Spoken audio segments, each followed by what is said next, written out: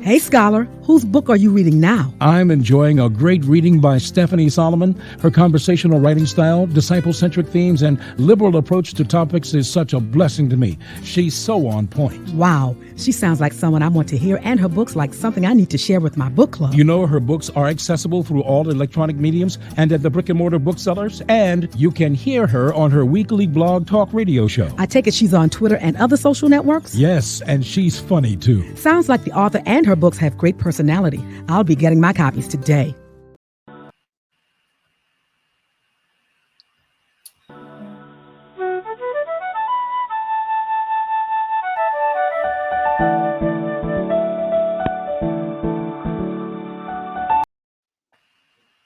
All righty, here we are. Welcome, everyone. This is Stephannie Solomon, in case you don't know, but most people who've been tuning in know that I'm the host, Stephannie Solomon, and you're tuning into the Winning Ways podcast, and I'm so glad I see people jumping on that you are a part of tonight's broadcast. I'm excited about it because whenever I'm not doing this alone and I have guests, a human being talking back to me, I really enjoy that. I really do. I hope it's been a great day for you. And I hope that you are working towards having a great week. Well, if you're new to the Winning Ways podcast, I am an author, and I've been an author since 1997.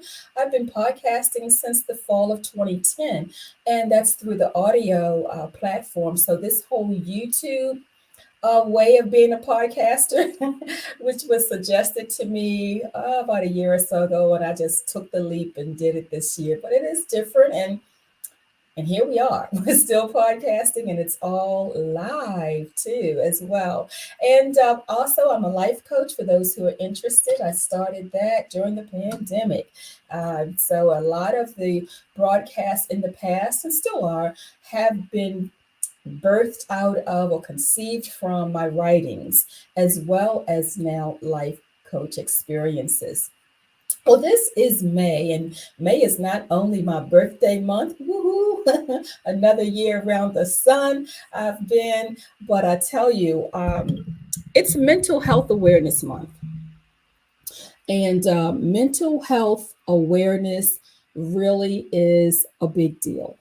I am learning the more and more that I learn about this arena, and I'm certainly no expert. That's why I like to have people who are experts share with me that it is critical. It is a critical issue, topic that really needs more than discussion. Yeah, it really needs a lot of, we need workshops, we need seminars, we need all kind of things, on the job training in every field, with police, with teachers, and I'm a former educator, for those who don't know, 30 years plus into school systems, and I have seen what I would think are mental health issues with our young people, as well as parents and educators. It's a stressful job. So I'm not going to spend a whole lot of time ripping and running here. I'm going to get right into it. I do have two guests scheduled for today. And right now we have Miss Brenda, Miss Brenda Stephens. And from what I know, and she's going to tell you more about herself, she's an author. Right. Okay. So woohoo to another author. You are an author, and you do have a team in which you lead. You will tell us a little more about yourself. Certainly. So I am a therapist first and foremost. I have a group therapy practice that's based in San Diego, and we are now also in Florida and expanding to New York as well. We are a trauma practice. All of the clinicians that work at our San Diego, San Diego and Florida offices are trained in EMDR, which is a modality used for trauma specifically. It's eye movement desensitization reprocessing. It's a very popular and very successful modality to use for trauma. First and foremost, though, we are trained, all of the clinicians that work in my practice are trained to work with survivors of narcissistic abuse. We do work with all sorts of trauma, but that is the one that we really specialize in. And we've got about 25 clinicians at this point, and all of them are trained in both narcissistic survivor, abuse survivor, and all are either trained or about to be trained in EMDR as well. So good foundation for helping people. When you say EDMR, what does that stand for again? It's eye movement desensitization reprocessing. So it's a modality that was sort of based, the founder of this was Francine Shapiro, and she sort of noticed the processing that happens in dreams when your eyes are moving back and forth. And now 50 or so years later, we're practicing that in the therapy room and having people sort of remember their trauma or remember the feeling of their trauma while doing this reprocessing. It basically is creating new neural pathways so they're not reliving the trauma over and over again, like people do with PTSD, post-traumatic stress syndrome disorder. Sorry. Okay. All right. Awesome. Well, thanks so much for sharing that. And as we move forward, I would like to hear even more about that. That sounds really interesting. Hello, Dr. Carla Debdam. How are you Hello. today? Yeah, I'm fine. Sorry for the technical difficulties. This is perfect timing, actually. This is great. I know what that's like. We know what that's like. But listeners and viewers, our second guest is here, Dr. Carla Debdam, and just want you to share a little bit about yourself, your background. I've told everyone you're author and that you do lead a team of mental health professionals. And if I left anything out, of course, it's up to you. You can share a little bit about yourself. Thank you, Stephannie. I appreciate you having me on. Again, I am the executive director of the Renaissance Center, which is a Christian counseling center based in Woodlawn, Maryland. And we've been in existence for 21 years, so we're excited about that. But we also, do workshops, speak at conferences, do groups, different things in the community. So beyond clinical work, that's something I enjoy the most, being out in the community and giving people an opportunity to discuss mental health and also to find out, ways they can be enriched and their lives be more full as they learn more about themselves and mental health of others and how they can support one another in the community. Awesome. Absolutely awesome. And viewers, as you're jumping on, I see you jumping on. If you're on the YouTube live, if you would just be so kind to like, share, and subscribe, that would be a wonderful thing. And even if you're on Facebook, you can't subscribe there, but if you would share and like, that would be so helpful. Well, let's get down to the nitty gritty. As I said, it's my birthday month, but even more importantly, it's Mental Health Awareness Month. Why is mental health awareness essential for all of us, regardless of the profession, from the carpenter, construction worker, plumber, to the executive, and former teacher, student? Why is it parent? Why is it important for all of us, regardless of our profession or status or what title we want to give ourselves? This month has been designated to this topic. Why is that essential for all of us? And either one of you can start with that. Well, I'll go if that's okay. That's absolutely. I think it's really important for all of us to work towards removing the stigma of seeking help for mental health issues. And we cannot deny the connection between body and mind. It's all one unit within us. Body and mind work together. The body holds on to what the mind experiences and vice versa. So we can deny it all we want, but mental health is a part of everyday life for every person, every walk of life, every profession, like you mentioned, a plumber, a teacher, a priest. We're all trying to have the healthiest way of living our lives, and that includes our mental health. So short and sweet answer, I hope. Did you want to add to that, Dr. Debdam? Yeah, I agree that it's important for all of us, no matter what the occupation, and it's important because it helps us to live an overall, meaningful life. And it's hard to get to the life of purpose, the life of passion, the life that we all want to have when we have obstacles that are in our way that we haven't addressed because either we didn't know they were issues or we don't acknowledge that these are things that are holding us back. So that's why it's important. Okay. And sometimes, especially now when things become, I guess, trendy sometimes, especially on social media, when things become trendy. And I talked about this last week, because this is for those who are, new listening tonight.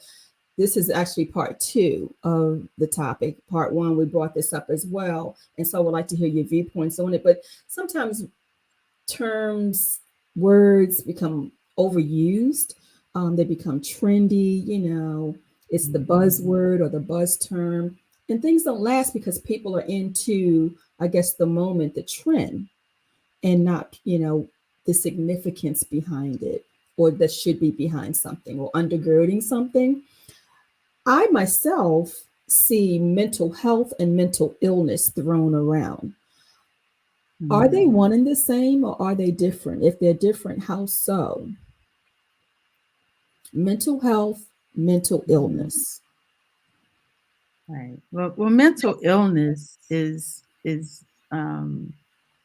like it's a term like for any other illness. So that is in a certain category. So you have to have certain symptoms and signs that would then lend you to being diagnosed with a mental health disorder. So mental illness means that you suffer, from some of these symptoms that fall into certain categories.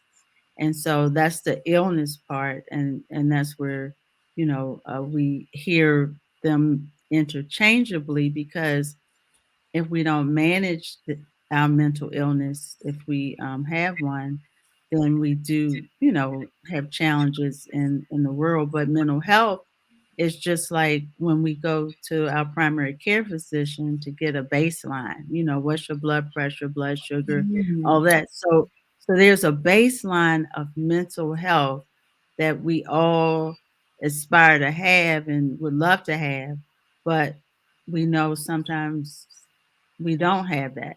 And then those things can sometimes lead us to experience a mental illness. Okay, because people do use them interchangeably, but I always say, maybe it's the teacher in me, they have to be different, otherwise we would spell them both the same. Yeah. So, but I don't know. So, it's like, sometimes, like I said, people use words interchangeably and could just be using them incorrectly. Brenda, did you want to add to that? Well, I couldn't agree more with everything Dr. Debdam said. It really is, this, if you compare it to physical health, we can be healthy and then get a cold, and then that's like a minor illness, or develop an illness like diabetes or something like that, a type 2 diabetes, and that would be the illness, and we would have that treated. Overall, though, in diabetes, using that as an example again, we would want to maintain our health once we've received that diagnosis. So that would be in mental health. If we were diagnosed with depression, let's say, we would want to do something to bring that level of depression back to baseline and then maintain the health. So there's very close similarities between mental health and physical health, and physical illness and mental illness. They come and go. Some are chronic, some aren't. Very similar. Okay. And I think too, when people use the words interchangeably, that leads to this innocent ignorance, I would say. It leads to us self-diagnosing, misdiagnosing, self-diagnosing ourselves and other people, and calling things something that it's not. Like the other buzzwords that are out there, but they're real real terms. Narcissists, and we're going to talk about that because I think that's your thing, right, Brenda? The narcissist, and the whole thing with narcissists and almost all conversation. Oh, he's toxic, she's toxic, they're toxic, I'm toxic. Is a narcissist, and and from my understanding, narcissism is a spectrum. And and I mentioned earlier, I'm a life coach, and one of the things as a disclaimer, I tell people I am not a clinician, I'm not a psychiatrist, I'm not a therapist. And when you call someone a narcissist, that's a diagnosable, from my understanding, condition. It does delve into the mental, I guess, illness arena. I'm real careful with that. So just calling someone a narcissist, I mean, someone may have some traits like, gaslighting or being manipulative, but we have to be really careful. And I think that's what's happening too, is that we're just throwing a lot of words and terms out there, and we don't have the background or the skill set to even identify and all those other things. Another word or term that I'm hearing is self-awareness, which I'm a proponent of, becoming self-aware. However, the more I look at what that entails to me and, expound upon it, correct me if I'm wrong, self-awareness to me, based off especially what you said, Dr. Debdam, with the mental health distinction, that would come into being mentally, I guess, aware of, it would be mental health. Am I right? Would that be an aspect of mental health as becoming a self-aware person? Yeah, that is an aspect of mental health, because you have to get to know yourself. And that's a process. And many of us would say, well, I already know myself. I'm aware of how I am when I walk in a room, and I am aware of, my personality, my communication style, just those different things that make us who we are. But some people aren't aware, how they rub people the wrong way, or how they don't know how to read the room, and then, or how they jump into a conversation and they don't know the social cues, and because they haven't become aware of how they are in relationship to others. So some people just they missed it. So that is something that you can work on. So where your baseline could be off, right? You can work to become more self-aware. So it's not something you can't improve with, but it can affect how your relationships are if you're not self-aware. Gotcha. You can jump in, Brenda, if you want to add to that. Well, I think self-awareness, you don't know what you don't know, right? And it is a journey. It's a lifetime journey. I mean, I think we will hopefully all be working on this until our last day, because there's always something to learn. And I agree, when you walk into a room, you don't really know how you're affecting other people until you hear feedback and until you really do some looking on the inside, toward the inside, and noticing the cues around you and things like that. So self-awareness is quite an undertaking, and an important one at that. Yeah, it's, from what I'm hearing, it's like just being able to sense the energy, because I think we all do. We kind of feel something, but we don't always pay attention to it. But we can feel the energy from another person. Oh, she doesn't like me, or he doesn't like me. We feel that, and we ignore it and don't take it as not so much them, but us. And it could be right. Maybe they don't like us, but we're ignoring, like you said, Dr. Debdam, the whole piece about us being self-aware of even feeling our feelings. The energy that others give to us and we give to others, that is, as you said, Brenda, it's ongoing. It is on. Yeah, I like that you mentioned it's ongoing, and it's a part of another buzzword that you might hear people throw around is emotional intelligence. So Yes. self-awareness is part of that, Mm. and that's why it is a journey, and it's new information that we have to learn um, more about so that we can become our best selves. But a lot of it is an inward journey, and sometimes people are afraid to go inward because they don't know what they might find about Oh, yes. themselves. Oh, my goodness. Yeah, that's something right there. The fear of the unknown. Yeah, absolutely. What are some subtle and probably some really overlooked behaviors that people have? Because someone may be listening now and saying, I am not crazy. I'm not cuckoo. I don't have multiple personalities. I'm self-aware to know that. But you're telling me that I should be looking at some baseline things. So how do I know if my mental health is at risk? How do I do a self check? you know I know we deal with the self-awareness. That I would think Mhm. that's a part of it. But are there some subtle things that, or small things that we could do without seeing a professional for, that we could take note of?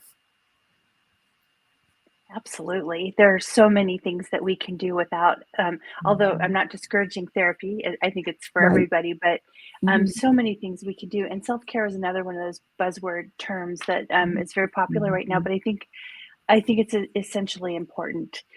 Doing little things, and I think too, a lot of times we think of self care and we think we have to do something really extravagant, like go to a spa or take a vacation or something like that.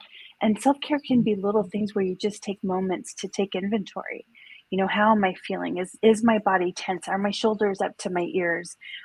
Is my jaw clenched? I mean, all that's self care, Mm. paying attention to that kind of thing, and that's also cues to mental health as well. If you're noticing your shoulders are up and your jaw is clenched all the time, or you're having stomach troubles all the time, those are cues your body is giving you to tell you that something's off. And maybe it does mean doing little things like taking a long bath once a week just to relax, or taking a walk and enjoying nature. I mean, whatever kind of brings you contentment, I think is really important. And noticing that level of contentment that you have in your life, I also think is a good measure of how well your mental health is doing. Contentment, I think we hear we want to be happy, we want to experience joy, and of course those things are true. But I think really where we want is sort of kind of a level place where we're content. And if we can manage to stay in that zone, I think our mental health thrives pretty well in that area. Sounds like balance, being balanced. Balance, yes. A scripture Right. came to mind when you said that contentment with godliness is a great gain. So it's Mm, kind of like, the whole Mhm. thing. We're responsible for our contentment. We're responsible for our own happiness. You know, that is. Yeah, Dr. Debdam, did that's you want to right. add to that before we move on to the next piece? Some of it too is if you notice within yourself that you're not thinking clearly anymore. Maybe you're Wow. you're questioning yourself. You have some self doubt. Your health is you're not taking care of your health, meaning you're not sleeping, eating, getting appropriate rest like you usually would do. And if you're even you know thinking about the same thing all day long, we're up all night because you're worried and concerned. So you can take, it seems like it's just minor. Oh, I just couldn't sleep last night. But if it goes on for nights and nights and weeks and then it's a pattern that you need to address. So it doesn't have to be some big meltdown at Walmart, Mhm. that means something's wrong. It could be subtle things that kind of build over time. So it's just making a note of something. And I like to use the Homeland Security phrase, if you see something, say something. So Mhm. you may not notice because your self awareness could be kind of low or under, you're not really noticing it, but other people can notice that these things are happening. And so that's how we can kind of stay in touch with where we are on that spectrum of mental health. Awesome. But all of that is perfect. But we live in a world where people are just opinionated. We're all opinionated. We have our perspective on things. And the fact that we have to have a mental health awareness month suggests that there's a problem. Something's overlooked or something, just things are not right.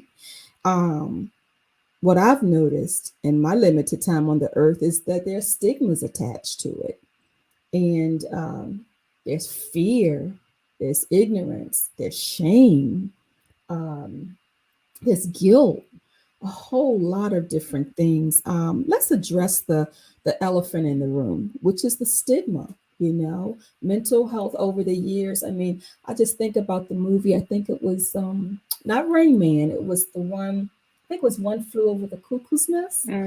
Oh my God, I remember seeing that. I think I was in high school and I went with some friends, and it was a popular movie. And we would every other month or so get together and go see what the hottest movie was. And I wanted to see why it was so famous. And I couldn't remember being a teenager sitting there thinking, why is this movie so popular when we're dealing with crazy people? And that still sticks with me to this day of how I perceive that, then. And whenever I'm around people and the whole mental health thing comes up, I hear it in conversation, or I hear it and sometimes it's very innocent. It's not, someone trying to be snarky or whatever. They just are saying what they understand. And there are just so many stigmas, How would you speak to that, about the stigmas, and how that the eradication, I guess, of stigmas could help us move forward? I wanted to say this later, but I guess the time is now. In my research, and I researched an organization called NAM, the National Alliance of Mental Illness. NAMI, yes. Okay, NAMI. yeah. And how do you pronounce it? NAMI. NAMI. Okay, I just saw NAM. My bad. Thank you. But I read where 1 in 5 adults have had or are currently having symptoms of mental illness. That's a lot. 1 in 5 people, that's, to me, that's concerning. So that being said, how do you think stigmas play a role in that number? Or is some of this hereditary? Is that a part of it? I'm sorry if I'm speaking too much. Please. No. No. Please jump in. Please, this is a conversation. Please. Yeah, go ahead. I want to say yes to both. It's definitely, there is a hereditary aspect, a genetic aspect to some mental health issues. There's also nurture and nature that comes into play. If you're raised in a toxic, and to use a buzzword, but a toxic household, you're probably going to have at least some anxiety. And that's not to say that's a minor issue, but you are going to come out of an environment that's unhealthy, with unhealthy an unhealthy effect or unhealthy behaviors of your own. And that can include addiction. It can include the body holds on to a lot of things that happen to us mentally. A lot of my clients have had a lot of chronic illnesses, things like irritable bowel syndrome and chronic headaches, migraines, things like that. So people do carry this with them, especially when they've been told that going to seek help for mental health is a sign of weakness. And I think that's been a big part of the stigma for many, many years. Wow. Yeah, I think getting help is a big part of the stigma, because the old saying is, what goes on in this house stays in the house. That's a line that a lot of people have heard growing up. And then it wasn't safe to share, as a result, when you did go to a safe place, maybe like school or even at your grandparents that you may not have felt like you could even share with them, hey, I've been going through, I'm sad at home, or I'm being bullied at school. So some of these things are overcoming the stigma of speaking up. And even though I know it may seem trendy for a lot of the athletes and actors and comedians to come out and share their mental illnesses and struggles, I think that has helped open the conversation to help reduce stigma. And if everyday people struggle and famous people struggle, then this is an even playing field, that there is no respecter of person or backgrounds. And we just have to keep really sharing a message that this could affect all of us. If it's 1 in 5, that means if I'm in a family of 6, yes, I mean, of 5, one of us says something. Yes, When I go absolutely. to the family reunion, I can count, we can all count Yes. off, and one of at least 2, 10 of us probably got yeah, something right. that we're dealing with. And it doesn't Exactly. mean it's chronic. It could be temporary, it could be situational, but it is things that we need and should be able to talk about with our loved ones. Right. And you said should be able to, one of the things I'm learning, I've only been a certified life coach for a year. Like I said, I became certified during the pandemic. But what I've learned, the bulk of my clients and potential clients are millennials and Generation Z. They Mhm. want to talk. They want a space to try to understand the mindset of their families, people in the workplace, and even themselves. I mean, they come with, maybe I do need to check myself. Maybe I am too harsh, or maybe I learned this and didn't know that I was doing what I was. They seem more as a group or generation to be more ready, more open, and more willing to discover and to go against that mindset of what goes on in this house stays in this house. I remember when I heard someone else joke about that as a young adult, I was shocked because I'm like, I thought that was only in my family. Thought my mother made that phrase up, I thought that was her too. Mhm. And then come to find out over the years, this was something that was said in so many households. But then as I became a teacher, oh my God, when the children felt safe enough to share things with me, that saying would always come back again. And it's just very sad that people in my generation and above have a hard time with seeing how even that statement can contribute to mental health problems in the family. Many of them look at it as, I'm just doing what was done and we turned out okay. And I'm like, well, what's okay? What is okay? Whose standard is that? And how do you know? What are you looking at as a gauge to say that you're okay and that he's okay or she's okay and I'm okay? What is that? But it's kind of a closedness with that older generation to not want to and see mental health, anything, as meaning something's wrong, not just wrong with, and there, also, if you're a fix it kind of person, then that, I don't really know how to fix that. And let's just not talk about it or leave it up, but surely don't go to a professional, because I think then they look at that as a reflection of their either poor parenting or something becomes personal.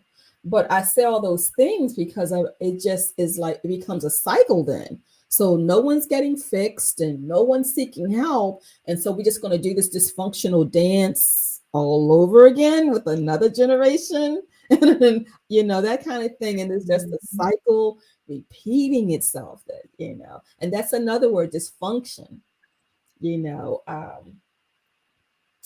In conversations I do hear, especially with younger people, they use toxic and dysfunctional interchangeably.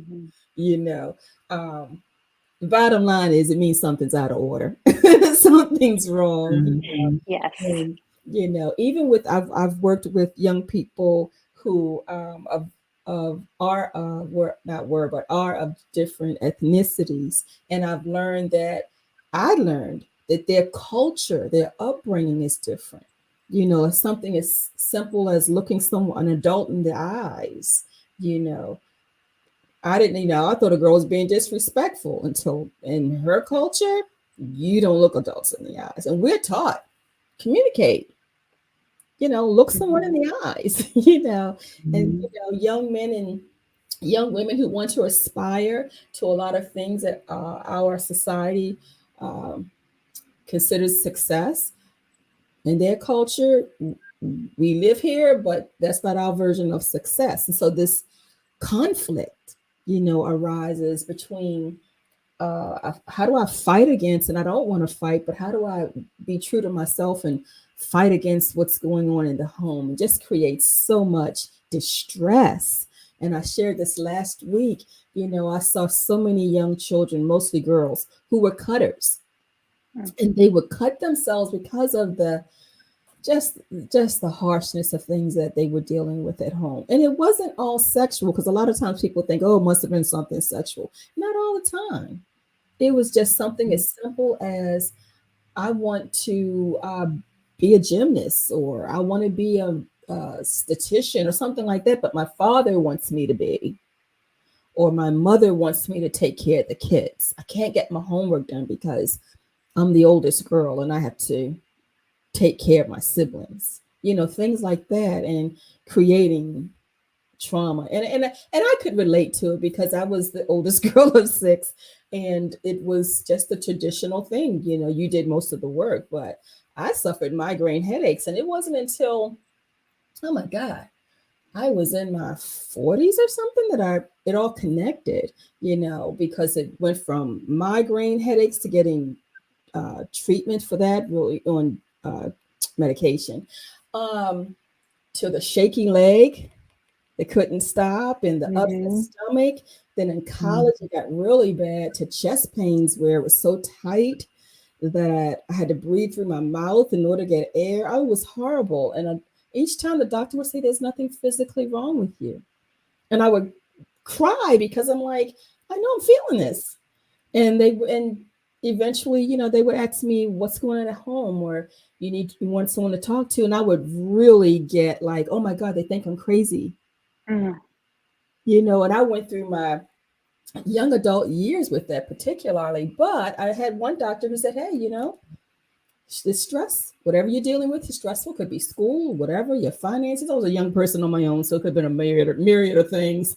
But my point was that I didn't see the connection.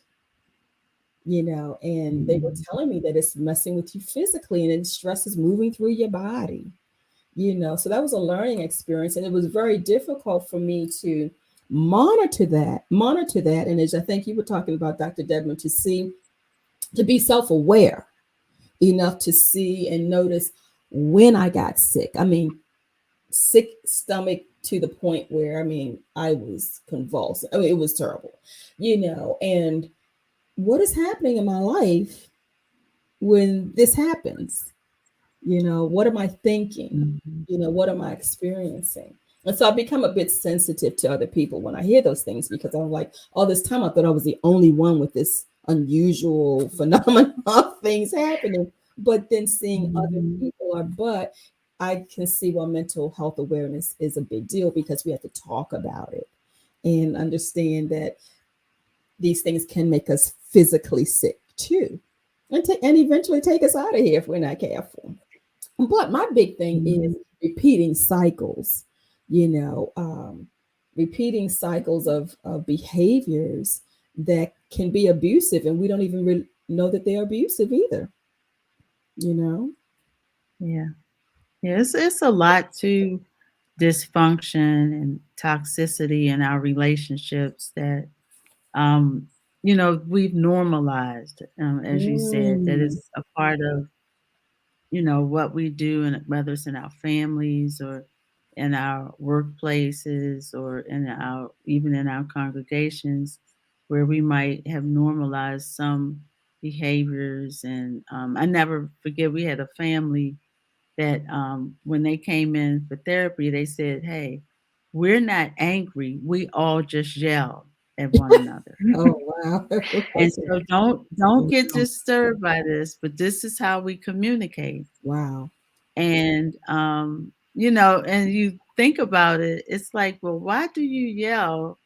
Why is this? But this is probably, again, passed down through the family. Mhm. This is how we all talk. Maybe it was a large family, so they had to out-talk one another, and that's Hmm. just, how they flowed. But imagine uh, someone that's not used to that coming into that environment, they'll be, afraid or fearful. And Yeah. even the children could say, "Hey, when I go to school, the adults there don't talk to me like that. So why do the adults in my home seem to be so agitated and disrupted, Mm. in my presence?" And so it could be those kinds of things that we've normalized the dysfunction to the point that if we meet someone that is healthy, we think something's wrong with them. They're the weird. Yes, they Wow. don't fit. They don't fit. It's like, what? What's wrong with you? I like that. I So, like that part about normalizing. Yeah, we normalize the wrong things. That's crazy, isn't it? Oh my God, that's crazy. Wow. Ladies, this is awesome. I'm going to take a quick break. We're going to come right back. And we don't have a lot of time left, but we're going to come back, and I want to jump on another buzzword for now, and that's trauma. We're going to talk about what it is, what it's not, how to recognize it in our own lives. All right. So, listeners, viewers, stay with us. We're going to be right back. Get Aging with Grace by Christian author, speaker, and podcast host Stephannie Solomon today on all digital and brick-and-mortar retail stores. For signed copies, purchase your books at www.stephaniebooks.com. That's www.stephaniebooks.com. Connect with this creative author on Instagram, Twitter, Google, and Facebook using her handle @Stephannie Books. That's @STEPHANNIE Books. Here's Stephannie Solomon on The Winning Ways Show, Mondays at 7 p.m. Eastern Standard Time, a weekly podcast on blogtalkradio.com. Aging with Grace and other publications by Stephannie Solomon are available at Amazon, Barnes & Nobles, Books A Million, and other booksellers. For further information and speaking inquiries, log on to www.stephaniebooks.com. That's www.stephaniebooks.com. Welcome back, viewers. It's Winning Ways, and I'm your host, Stephannie Solomon. And if you have not pressed or clicked that subscribe button over there on YouTube, please do so and click share and like. Well, my guest here, Dr. Carla Debdam and Miss Brenda Stephens, have been so informative, guys. I'm telling you, we need to know where they are and how we can reach them and refer people to them, because they are a wealth of information and they're easy to talk to. Sometimes, and I think someone said this last week on the show, that when someone hears that a person is in the mental health community, people get afraid and intimidated because they feel as though you are unapproachable, or you may talk over our heads or say something that some people just aren't really ready to hear. So those are statements too, I guess. But what I can say about this conversation is very easy and very informative. And we're going to move right into the whole area of trauma. Explain to us what is trauma? Because I am learning that, and the professionals last week really helped me with this. It is not always something that's dramatic, and sometimes when we realize what was trauma in our lives, we're like, you're kidding me. But when we look at the repercussions and the consequences or the outcome of certain things, we realize. But you're the professionals. Tell us what is the definition of trauma. Let's start with you, Brenda. What is trauma? What would be an example, or what is it? That's a good question, and I think it really varies from person to person. Something that is traumatic to one person may not be the same to another, but it doesn't mean it's any less valid. And our cumulative experience in life can also determine how much tolerance, I guess, or acceptance of trauma that we can hold within ourselves. And going back to what you were saying too about the body, we may not even recognize a trauma happening to us in the moment, but our body will. Our body's going to feel it. Our body's going to react. And then when we're in a situation like that is similar, that reminds us of a trauma that we've experienced, we're going to experience again in our bodies. And I wanted to say something about that too, is, the stigma is there. And I think you're right. Like with previous generations, it's been a little more difficult to accept mental health help. But I always tell my clients that we can try to ignore what's going on with us mentally as much as we want, but it's going to come out some way. It's going to come out sideways in some way if we don't meet it head on. And trauma, there's a book called The Body Keeps the Score. I don't know if you're familiar with that, but it's written by Bessel van der Kolk, who is a researcher and a kind of guru around trauma. And he talks about how this manifests in our bodies so much and in so many different ways. But ultimately, trauma is really the experience of the individual and how it affected them based on their sensitivity, what they've experienced in life, that kind of thing. Wow. Yeah, I agree. It is, from person to person. There are some traumas that, like we're all experiencing now with the pandemic. Yes. Is a natural, it's something that's happening, but we're seeing that people are responding differently to it. So what has really stressed some people out, and they're very fearful, and aren't ready to return, into the public space or even back to work. Some people like, I can't wait to get out the house. I'm excited about things opening up. So it's the same. We're all in this together, but we have different responses. So for some people, it hasn't been a traumatic, experience the last few years, but for some, it really has. And so that's how, we each, have our own reaction to certain things. Even the worst of things, we have things going on, around our world. Some people come through those experiences, better, and some don't fare as well. So it really is an individual thing, but it can affect you lifelong with physical conditions, such as, I'm going to give some examples: hypertension, or, you might have other, like you said, Stephannie, headaches, different things as a result of the trauma that you might have experienced, or just other coping mechanisms that you don't know where they came from. I used to twist my hair growing up, but apparently that was a sign of some low grade anxiety, in elementary school. Who knew? It's like, oh, okay. I just thought it was normal to twist your hair, but then it's like, oh, why am I twisting my hair? So it's things like that too. That's funny you should mention about twisting the hair, because I used to do it right back here. And it's a wonder that I have any hair at all, that one spot, and it wasn't until, again, I was in my 20s when I realized I did it. It was brought to my attention. And when after it was brought to my attention, that's when I realized, and I'm like, I do this whenever I'm uncomfortable. You know, and here it is. I'm thinking that I'm not showing someone I'm uncomfortable, but someone else who's aware of it is letting me know I see that you're uncomfortable. And I'm like, I'm thinking I'm covering up. How do you know? And they can see that. But you're right. You know, those little coping mechanisms that we have and put in place. And you said something interesting that both of you did about what's traumatic to one person is not to another. And during the pandemic, to me, was a perfect time to see that.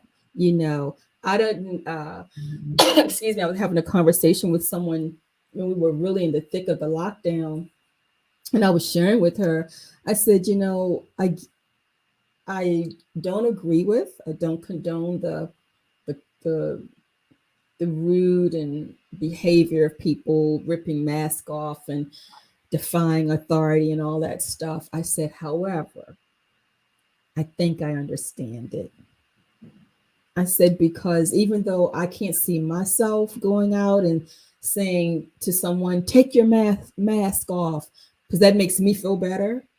So you take your mask off and fussing at everyone else and going in the store and all of that and making it on YouTube and because I'm acting like a real jerk. I said, but everybody doesn't handle discomfort the same way.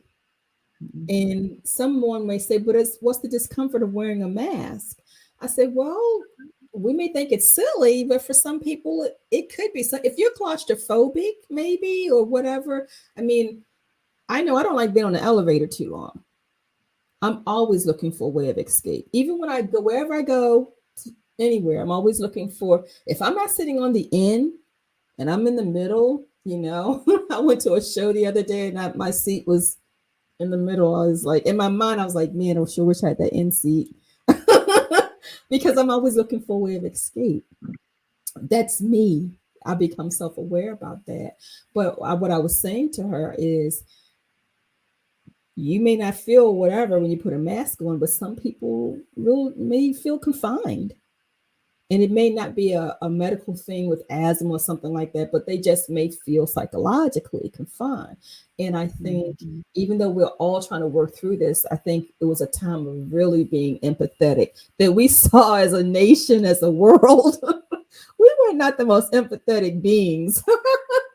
You know, whether someone wanted to wear a mask or not, you know, we were just not having it. If you didn't wear it, you made me uncomfortable because you have one on or you don't have one on. If I didn't, you know, it was just crazy. But again, it showed that we are wired differently, you know, and I don't know if we would consider wearing a mask traumatic, but I guess it could be, you know, to somebody.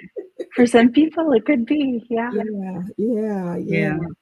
Oh my goodness. There is so much more to this than to talk about, but I really am grateful that the two of you have come on to shed some light on different aspects of, because mental illness is just not one thing. And as you said, Dr. Debdam, it's good that we have celebrities like one who I follow, Charlamagne the God, excuse me, and Taraji Henson have been very vocal. Michelle, I can't think of her last name, but she is part of Destiny Child. Michelle Williams, yes. Williams. And they all wrote books, and they still speak on, and they have posts on periodically relating to not just their journeys, but just keeping up to date with what's happening and how people can relate. And so it makes it relatable, because these are people who we see, and they're not dead and we're reading something. They're alive and they're real people and respectable people. And they're talking about their journey. So yeah, it's good that, and so I think it's good for all of us to be open at some point about things. You know, I used to, when I had foster kids, I've shared this before. I was in foster care for a short stint, but nonetheless, I was in the system.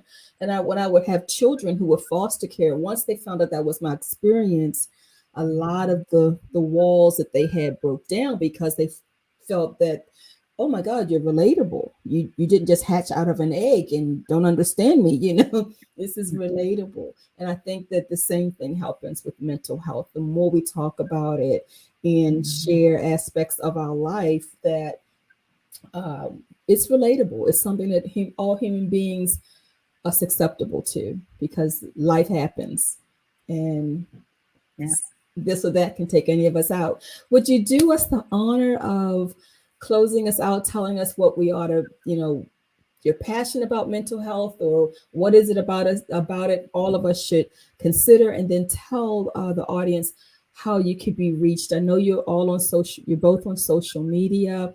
You also have, I think, physical locations, numbers, how we can connect, reach out, and talk to you. Okay, I'll start. I'm really passionate about helping people take care of themselves, find ways to be kind to yourself, and to learn how to love yourself. The Bible says we are to love our neighbor as we love ourselves. So we need to check on how we love ourselves, because sometimes we love other people better than we love ourselves. So that's one of my passions. And, I can be reached at the Renaissance Center, which is www.therenaissancecenter.org. And the phone number there is 410-409-0025. Okay, awesome. Are you on social media? Do you have any? Yes, social media is at Carla Debdam. Okay, awesome. And Miss Brenda? Yes. I think ultimately the goal for me too is just to help people become the best version of themselves and to love themselves. My passion is really working with narcissistic abuse. That is my main specialty, but also helping people with any kind of trauma that they've experienced from childhood and how that affects them as an adult. And then that leads into what Dr. Debdam said about loving themselves, learning how to reduce the shame, remove the shame that they've gathered, and kind of, like a phoenix rising out of the ashes of the shame. I think that's incredibly important. And then as far as social media, we are at narc_trauma _recovery. Sorry, we have so many on Instagram.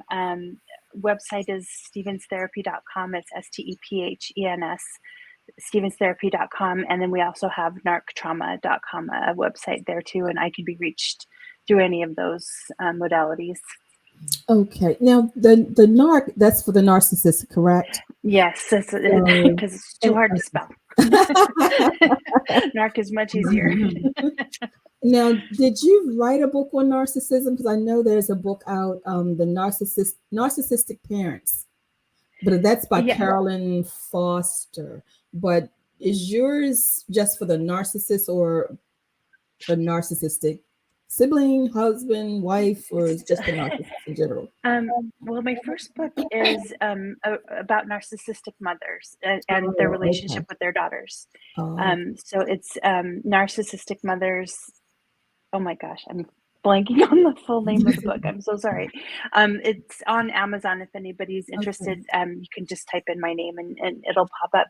And then I also did a workbook, and it's it's a workbook about recovering from narcissistic abuse, and it's meant to be written in. It's meant to be taken as slowly or as quickly as anyone would like, to help them recover from this specific type of abuse, which is also very traumatic in and of itself as well. Oh, wow. I would like to have the two of you back, because there's so much more to talk about, especially in different areas. And as you were talking, Brenda, I was thinking about when you said a particular type of abuse. I'm not sure which month is abuse. What is it? Is domestic violence? I think abuse month, and there are different types of abuse, because all abuse isn't violent or physical. Right. Some is emotional, psychological. So I would definitely like to create a panel, for that as well. So keep that in mind. Yes. But it's just so much. It's like a tree. You know, you got the tree trunk, which this is mental health, and then you have all these branches. You know, it's not something that you could just sit down in one conversation and nail it. You know, it's just so many aspects of it, and I think the more we do talk about it, the more people will see where they fit in. You know, people, so sometimes we are not just the abused, we could be the abuser and not even mean to be abusive and not even know we're abusive. So yeah, it's just so much to talk about, and I'm just open for that discussion. But ladies, thank you so much for saying yes and being a part of making this thing heard and seen and realized. So thank you so very, very, very much. So have a great week, and thanks again. All right, everybody, Lord willing, I'll be back here next week doing the same thing. Take care, everybody, and have a victorious week.